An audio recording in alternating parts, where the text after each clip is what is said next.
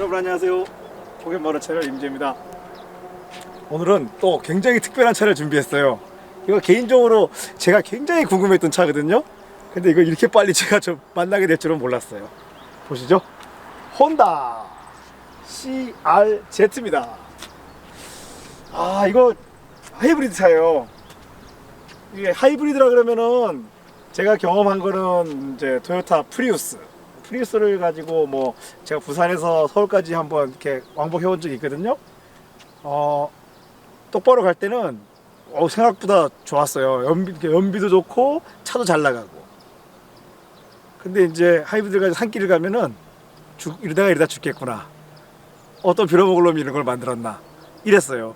그러면 하이브리드라 그러면은 그러면 연비를 위해서 뭐 재밌는 주행을 완전히 포기해야 되는 차잖아요. 그런데 그렇지 않은 차를 혼다가 만들었어요.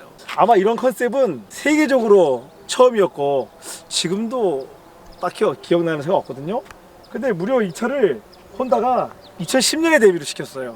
그럼 이거 얼마나 빠른 거예요? 보시면은 이제 기본적인 스타일은 이 차가 뭐 혼다 주장에는 시빅 CRX의 후속 모델이라 그러거든요. 근데 나는 외관에서 그 연결점을 하나도 찾을 수가 없어요. 그거 억지로 갖다 붙이는 것 같아요. 아, 유사성 하나 있다. 뒷부분이 조금 비싸다. 조금 눈곱만큼. 근데 이게 조금 더 높아요. 그리고 이게 아마 시장에 따라서는 뭐 2인승으로 나간 데도 있고 4인승으로 나간 나라도 있거든요. 네, 과연 왜 그런지는 좀 있으면 알게 되실 거예요. 근데 이런 컨셉의 차를 정말 일본이 또 혼다가 만들었다는 게 개인적으로는 굉장히 놀라워요. 저는 개인적으로 일본 차 그렇게 좋아하지 않아요. 근데 이게 무슨 뭐 일본에 대한 개인적인 감정이 있다 그런 문제가 아니고요. 차 자체만을 잘하는 물건으로만 봤을 때 저의 어떤 구미를 당기는 그런 차가 사실 일본 차에는 잘 없었거든요. 그런데 이 차가 유일하게 제가 관심이 있던 차예요. 그럼 왜 관심이 있지? 뭐야지? 배기량은 이게 하이브리드 차기 때문에 가솔린 엔진과 전기 모터가 있는데 뭐 양쪽 다 약해요. 센 게 하나도 없어요. 미리 준비한 자 여기에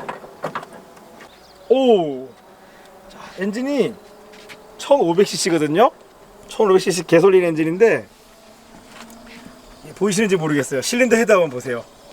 폭이 요만해요. SOHC 싱글 오버 헤드 캠 샤프트. 근데 놀라운 거는 포밸브예요. SOHC 포밸브. 그거는 우리 예전에 국내에 소개됐던 아카디아, 그러니까 혼다 레전드였죠. 그 차도 SOHC 포밸브였어요. 혼다가 그것 좀 해요. 근데 그 반대가 있네. 옛날 피아트 알파로미오는요 DOHC 투밸브 극과 극이죠. 자, 어쨌거나 그래서 엔진이 굉장히 컴팩트해요. 되게 작게 만들어지고 이쪽에 하이브리드 모터하고 이 차는 지금 이제 CVT니까 국내에는 수동 변속기가 수입이 안 됐거든요. 그래서 CVT 변속기가 장착된. 근데 엔진이 딱 봐도 작고 가볍네. 거기다가 뭐 이거는 제가 더 설명 안 드려도 전륜 구동 프론트 드라이브예요. 근데 이제 문제는 압축을 기준으로 이게 압축이 중심이거든요. 엔진 변속기가 다 앞으로 나가 있어요. 그리고 사실 또 쓸데없이 여기 좀 오버행도 좀 있어. 예, 좀 의미 없는 게 있거든요. 그렇더라도 뭐 엔진이 가벼운 것만으로 만족합시다. 너무 많은 걸 바랄 수는 없으니까. 엔진 출력은 고작해야 110마력 초반이에요. 뭐 111마력, 뭐 115마력 이렇게 여러 가지로 발표가 되어 있는데요. 모터까지 합쳐봐야 고작 130마력. 근데 왜 이거 내가 관심을 가졌을까요? 저는 힘 그렇게 많이 필요 없거든요. 이 정도면은 됐지 뭐 그렇게 놀라운 건 그게 아니에요. 정말 놀라운 거는 이 차 무게예요. 하이브리드면은 엔진, 변속기, 모터 달려 있잖아요. 그리고 배터리까지, 물론 뭐 마일드 하이브리드라서 이게 배터리가 크지는 않거든요. 그런데 다 합쳐봐야 1200km 초반이에요. 엄청나잖아요. 하이브리드 차 중에 이렇게 가벼운 차이 또 있나요? 없어요. 이거 정말 놀라운데 지금 나온 지 10년 됐으니까 뭐 이제는 얘기할 수 있지만 시장에서 망했어요. 이거 성공 못했어요. 모양은 외모는 뭐 그냥 평균적인 일본차 정도인데 이 궁뎅이가 그래도 좀 독특하지 않나요? 이 트렁크는 지금 보시면은 스페어 타이어. 트렁크 굉장히 깊어요. 여기 잠깐 보이세요? 바디 보강 바가 보이시는지? 네, 바디 보강도 돼 있고 신경 많이 썼어요. 네. 이게 우리 혼다 시빅 CRX도 그렇고 이 뒷모습이 여기서 보니까 이제 시빅이 맞아요. 여기서 보니까 이제 시빅이 살짝 보이네. 약간 좀 독특해요. 오리궁뎅이 비슷하게 생겨가지고 나름 멋있는데 여기서 밖에서 봤을 때는 여기 이렇잖아요. 이게 안에서 보면 바깥이 보이는 유리더라고요. 이거 아까 감동받았어요. 실내 한번 볼까요? 자, 시트는 굉장히 스포티해요. 이건 뭐 포르쉐가 울고 가야 돼요. 이거 진짜 스포츠 시트예요. 제가 아까 초반에 말씀드렸는데 어느 나라에서는 이게 4인승으로 판매됐다 그랬잖아요. 자, 한번 보세요.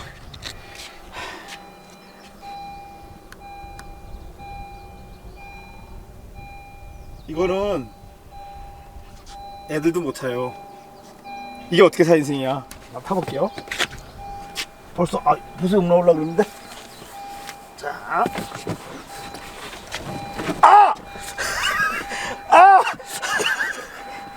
이거 어떻게 하는 거지? 이거는 국내에서는 2인승인 걸로. 국내에 실제로 2인승입니다. 4인승 아닙니다. 의자 이거 안 접혀도 되는데.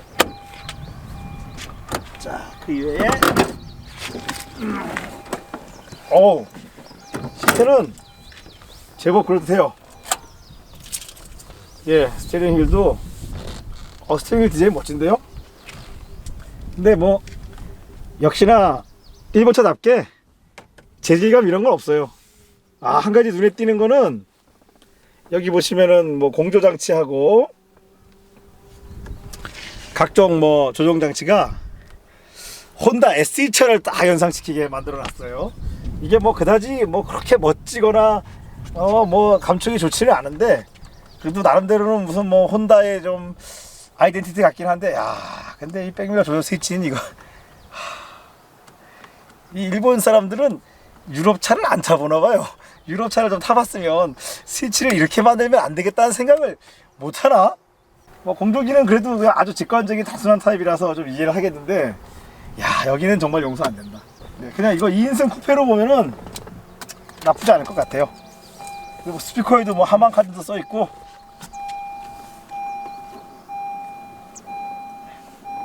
한번 주행을 가봅시다. 스포츠카니까 좀 스포티하게 한번 갔다 오지 뭐.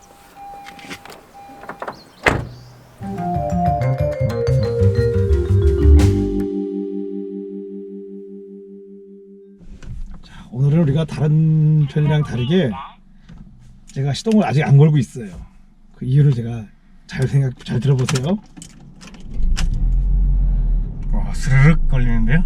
시동 걸리는 느낌이 완전히 다르지 않습니까? 이게 저도 사실 기술적인 이 차에 대해서 별로 알려진 게 없잖아요. 그래서 기술적인 자료를 제가 자세히 찾아보지는 않았는데, 이게 지금 딱 제 느낌에는 일반적인 스타트 모터가 아닌 플라이 휠 있죠. 플라이 휠에 모터를 달아서 모터와 발전기를 겸하는, 그 요즘 벤츠가 EQ 부스트라 그래가지고 이거를 지금 시작하고 있거든요. 아마 독일에서는 한 2년 전쯤부터 했는데 국내에 이제 들어와요.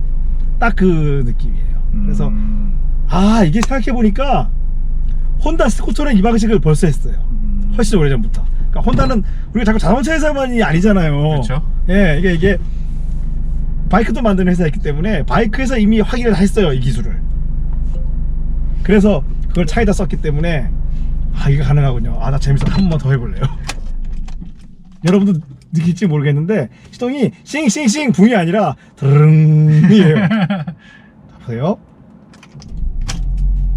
아니 이게 스타트 모터가 맞아 걸리잖아. 걸려 있어 벌써. 그렇죠. 그런 느낌이에요. 그쵸? 예.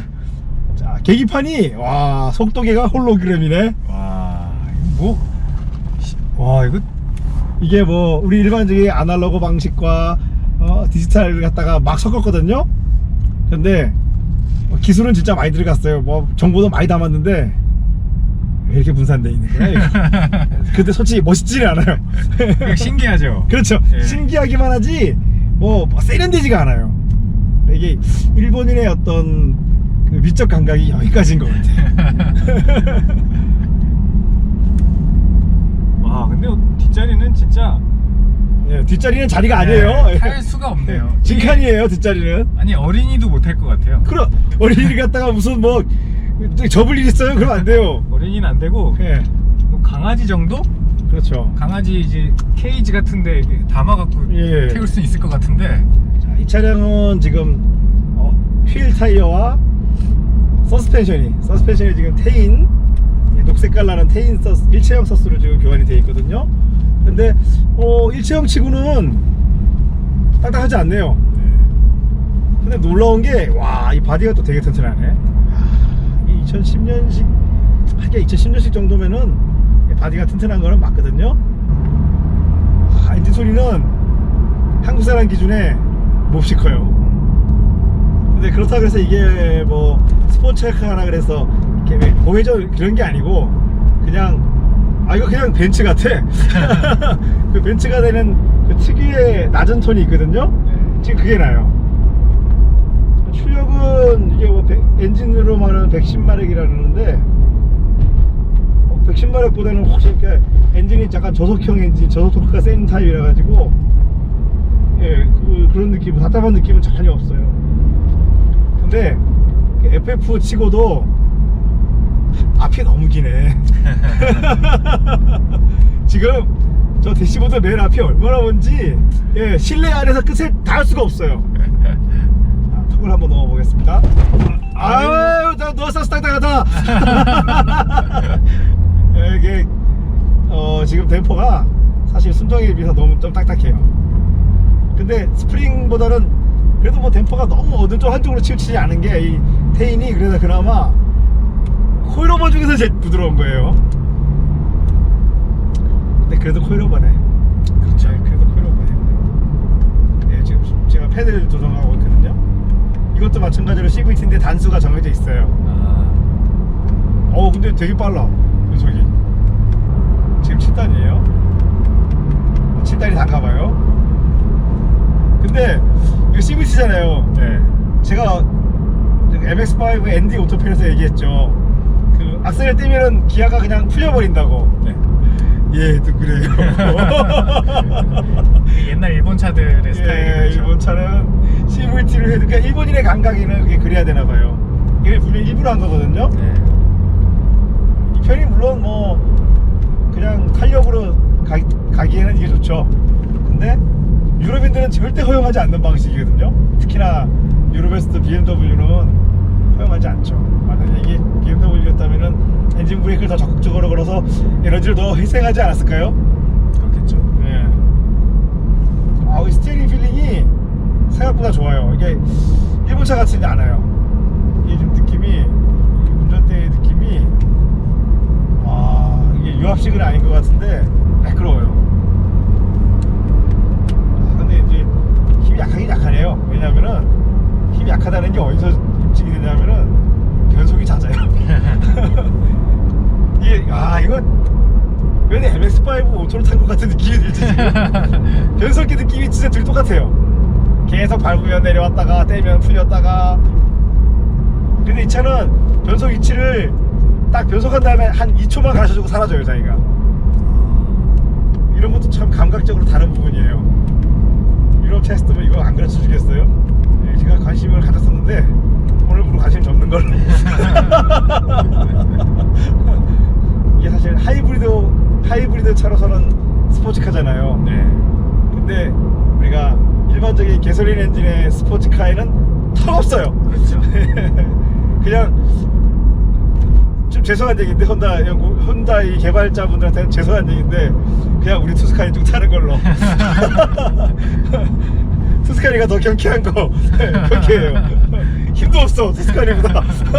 야 이거 이러면 되겠어요? 기름은 덜 먹겠네요. 오로지 그거 하나죠? 참나.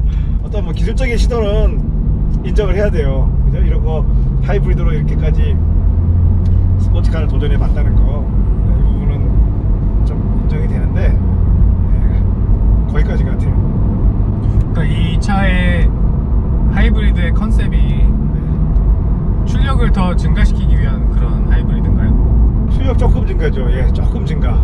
출력은 조금 증가시켜. 이게 하이브리드를 세게 가서 무게를 늘릴 것인가, 하이브리드를 약하게 가고 무게를 줄일 것인가 해서 최소한의 하이브리드를 쓰고 무게를 줄이는 쪽으로 갔죠. 근데 왜 이도저도 아니지? 그러니까 그러면 드는 의문점이 왜 하이브리드를 했을까라는 의문이 기름을 작게 먹어야 되니까. 그런가요? 근데 굳이 스포츠카에 이렇게 연비충이 있을까? 그러니까 이 비슷한 게 또 저기 예. 인피니티에도 있잖아요. 이거에 비하면 인피니티는 그래도 6기통 엔진에 예. 예, 근데 그거는 스포츠카라고 부르기는 좀 어려울 것 같아요. 그냥 그쵸. 스포티 세단 정도? 예. 예. 근데 그렇게 부르기도 좀 애매한데 어쨌거나 후륜구동이니까 네. 스포티 세단 정도는 될 것 같은데, 이거는 그거에 비하면 사실 포맷은 훨씬 스포츠카죠. 초반에 말씀드렸지만 제가 일본 차 관심을 가는 차가 없다 그랬잖아요. 이 대시보드를 보면 그 말이 내가 한 말이지만 내가 옳은 말을 했구나 이런 느낌이 들어요. 이 대시보드 디자인이 이게 갖고 싶어지게 하는 마음이, 물건이 그렇잖아요. 차를 팔려면 이걸 딱 그냥 카탈로그상이나 실물을 봤을 때 전시장에서 확 이게 이 소유욕이 동의해야 되거든요. 그 자리에서 이게 과연 그럴까, 그런 느낌이 들어요. 브레이크는 생각보다 아시아차 같지 않은 면이 있어요. 회생 제동이나 뭐 이런 게 있나요? 있어요. 지금 보면은 여기 네. 보면은 지금 바가 있거든요. 네. 차지 쪽으로 가 있을 때하고 어시스트 왔다 갔다 해요. 그러니까 지금 모터가 도와줄 때하고 도와주지 않을 때를 계속 알려주거든요. 근데 뭐 운전하면서 어떻게 저걸 계속 보고 있어. 지금 확 도와줬어요. 이제 안 도와줘요. 그러니까 열심히 차지해서 가속할 때 잠깐 도와줘요. 지금 보니까 여기 지금 써 있거든요. 네. 계속 지금 도와줬어요. 지금 도와주고 있는데, 예, 쭉 도와주다가 계속 도와주고 있어요. 전기 그래서 꽤 많이 모았. 다 썼어요. 한 5초 쓰니까 풀가속도 아니에요. 스무드한 가속 5초 만에 다 썼는데, 그거를 어떻게 보면 이 로직이 굉장히 알아서 열심히 하고 있잖아요. 이 운전자한테 위화감을 잘 안 주면서 열심히 하고 있어요. 대단하네요. 그 시스템이 굉장히 바쁘군요. 지금 보니까. 예, 지금도 차지 중이에요. 오르막인데도 예, 오르막인데 없어요. 전기가 지금. 그러면 이거 연속되는 오르막에 가면 계속 차지를 가야 되기 때문에 기름을 더 쓰겠네요. 기름도 더 쓰고 힘도 더 없고. 힘이 매우 없는 무거운 차가 돼버렸죠. 예. 그럼 결국 하이브리드는 평지에서만 좋은 차가 돼버리는 그게 거예요. 궁금해서 제가 지금 일부러 오르막을 가고 있어요. 예. 예. 그래도 어시스트 받아가지고 출발했습니다. 브레이크 좋네요. 의외로 급제동을 해보니까 브레이크는 나쁘지 않아요. 네. 자, 지금부터 오르막을 하는데, 아니 지금 어시스트를 받았는데도 힘이 별로 없어요. 이게 지금 예, 지금 어시스트 지금 풀로 받았어요. 아유, 좀 힘이 없네요. 예, 지금도 어시스트 받고 있습니다.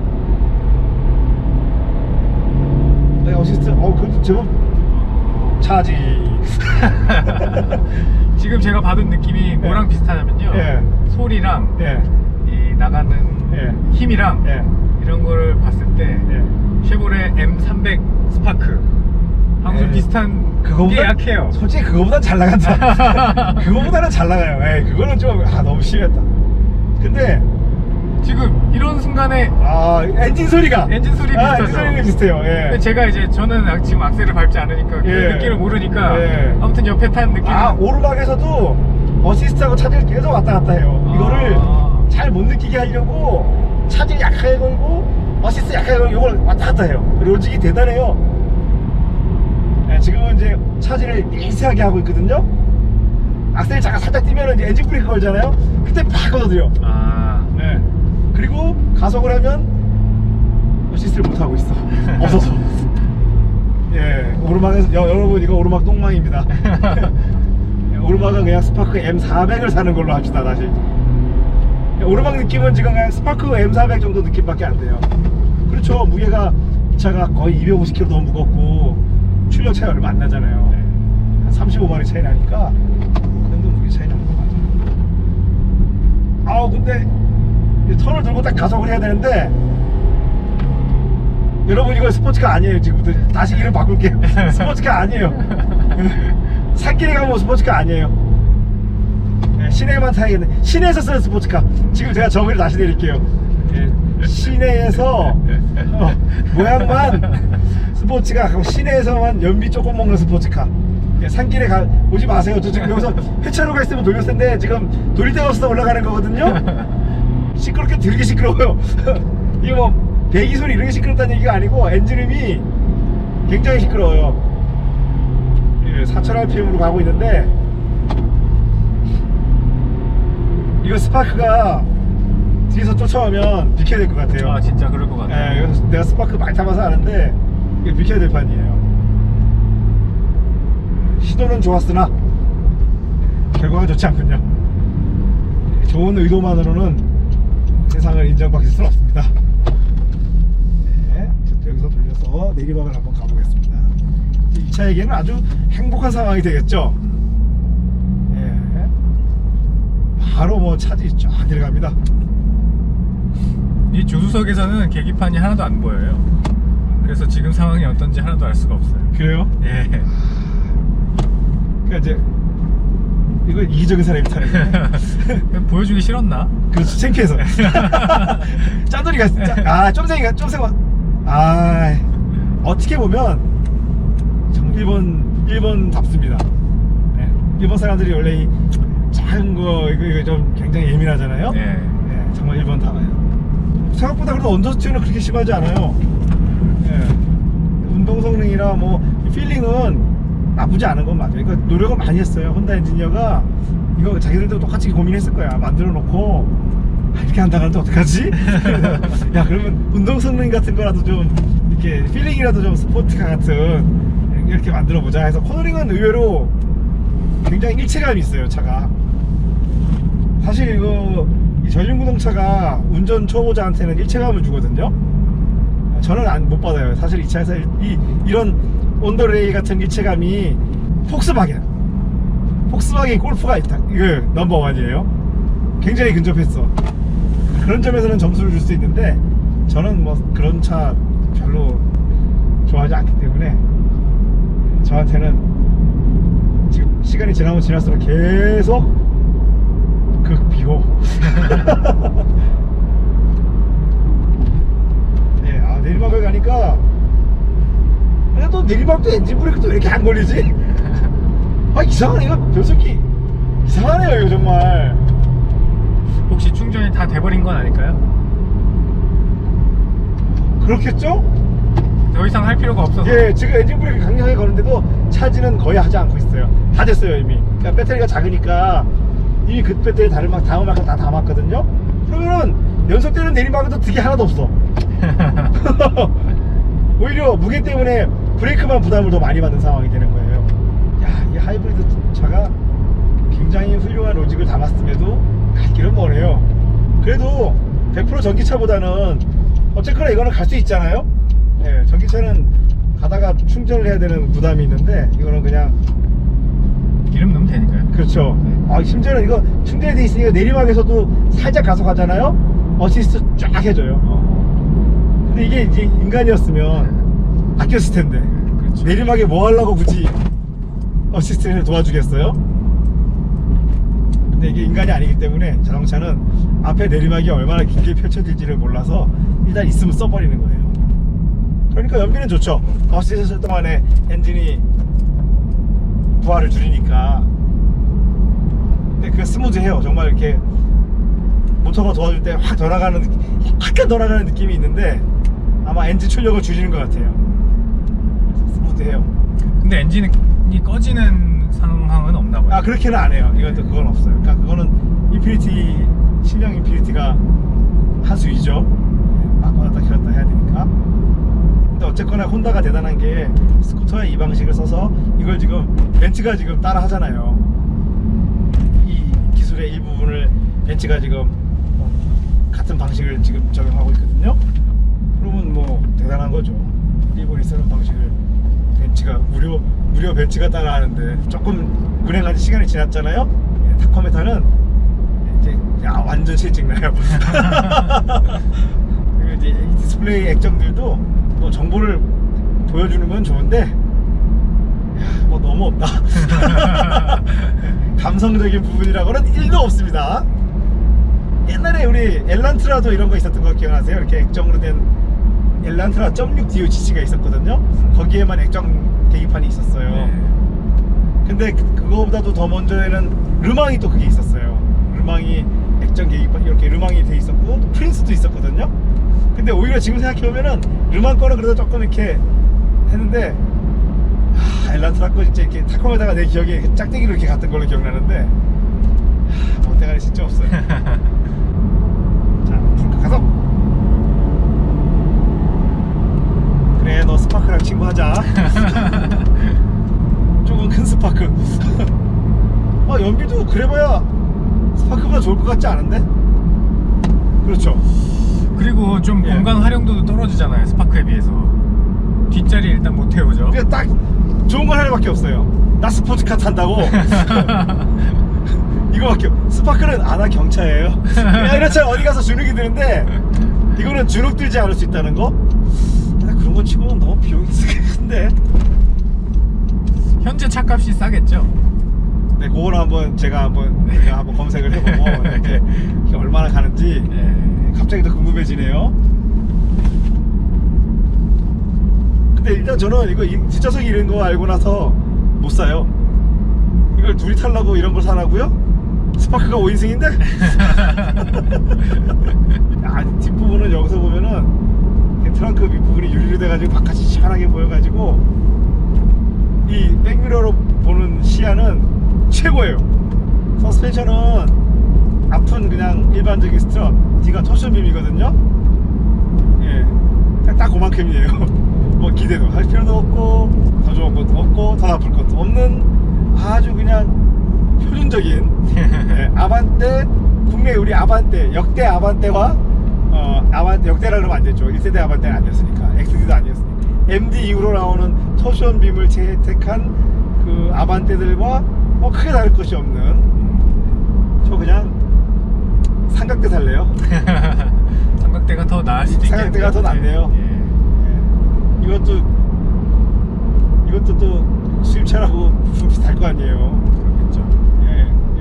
여러분 수입차는 부품이 비싸요.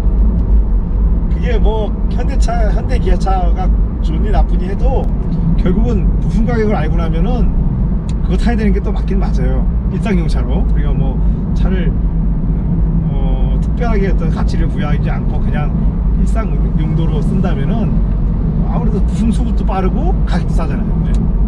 그런 점에서는 이거는 예를 들어 제가 뭐 페라리를 타면 그래 뭐 부품 오는데 한 2주나 3주 기다려줄 수도 있거든요. 근데 이걸 타면서 내가 부품 오는데 2주 3주 내가 기다리라 그러면은 안 되지. 생긴 거는 멋진데 말이죠. 디자인이 그래서 일본차 치고는 여기서 또 디자인이 예쁘다는 얘기가 일본차 치고는 이 들어가야 돼. 그냥 절대적으로 멋지다는 얘기는 안 들어가요. 나도 모르게 했어 그 얘기를요. 일본차 치고는 아주 괜찮다 그랬는데, 왜냐하면 근가에 나오는 혼다차 보셨나요? 예, 뭐 혼다 어코드나 에어코드나 이런 거 보시면 뭐 왜 이게 멋진지 아시겠죠? 그쵸. 이 디자인은 범상치 않으니까요. 그렇죠. 모양만 봐서는 이거 엄청 잘 나갈 것 같아요. 여러분 이거 길에서 만나시면 너무 쪼지 마세요. 모양만 보고 쪼을 것 같아서 제가 미리 걱정이 돼서 드리는 말씀인데, 예, 너무 길에서 쪼지 마세요. 이거 그러니까 일부러 천천히 가는 게 아니에요. 못 가는 거예요. 안 가는 게 아니라 못 가는 거니까 자꾸 뒤에 똥침 찌르고 그러지 마세요. 특히나 이게 스파크 타시는 분들 이거 똥침 찌르지 마세요. 이거 사람들이 이거 타는 분들 안 돼요. 그러면 안 돼. 나 진짜 큰 기대를 가지고 탔는데 실망만 했어. 그냥 혼다는 역시 고회전을 만들어야 되나 봐요. 근데 고회전으로 하이브리드 하면 연비 너무 안 나오니까 안 되지.